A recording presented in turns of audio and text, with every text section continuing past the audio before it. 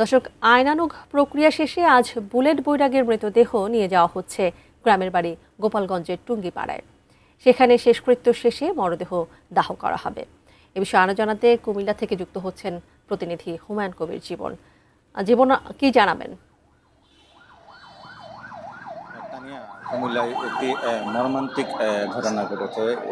Custom কর্মকর্তা bullet বৈরাগীর যে লাশটি গতকাল সকালে কোটবাড়ি এলাকা থেকে উদ্ধার করেছিল পুলিশ, এবং আজকে কিন্তু এই যে কাস্টম কর্মকর্তা বুলেট বৈরাগীর সকল আইনানুগ প্রক্রিয়া শেষে কিন্তু তার যে মরদেহটি স্বজন এবং যারা সহকর্মী আছেন তাদেরকে নিয়ে কিন্তু এই যে বুলেট বৈরাগীর মরদেহটি তার গ্রামের বাড়িতে গোপালগঞ্জ টঙ্গিপাড়ায় নিয়ে যাওয়া হয়েছে। এবং এই যে আমি যে জায়গাটিতে আছি এটি কাস্টম অফিস সামনে আছে। এখানে কিছুক্ষণ আগে কিন্তু শেষবারের মতো বুলেট বৈরাগীর মরদেহটি কিন্তু আনা হয়েছিল। এখানে আনার পর কিন্তু স্বজন এবং সহকর্মীদের কান্নায় কিন্তু এই কাস্টম অফিসের পরিবেশ কিন্তু কান্নায় কিন্তু ভারী হয়ে ওঠে। এবং এই যে একটি মর্মান্তিক ঘটনা ঘটেছে এটি নিয়ে কিন্তু কুমিল্লায় টপ অফ দ্য টাউনে কিন্তু পরিণতি হয়েছে।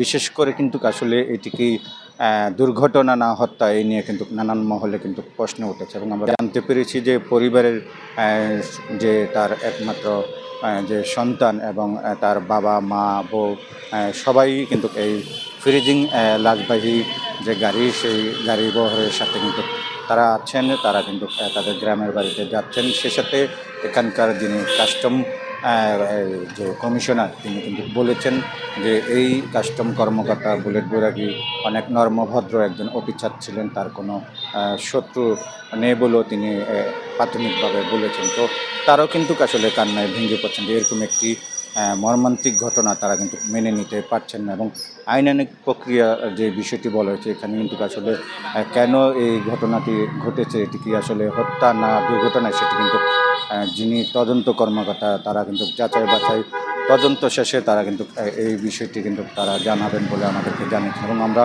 দেখেছি আসলে যে আইন শৃঙ্খলা বাহিনীর কয়েকটি টিম কিন্তু ইতিমধ্যে কিন্তু এই বিষয়টি নিয়ে মাঠে কাজ করছেন। তো সব কিছু মিলে যদি বলি যে আসলে এই মর্মান্তিক ঘটনাটিতে কিন্তু পরিবারকে একেবারে নিঃস্ব করে দিচ্ছে। তার একমাত্র কন্যা সন্তান এবং যার সহধর্মিণী, সে সাথে বাবা মা, তারা কিন্তু একেবারে কান্নায় ভেঙে পড়ছেন। তাদেরকে সান্ত্বনা দেওয়ার ভাষা খুঁজে পাচ্ছেন না।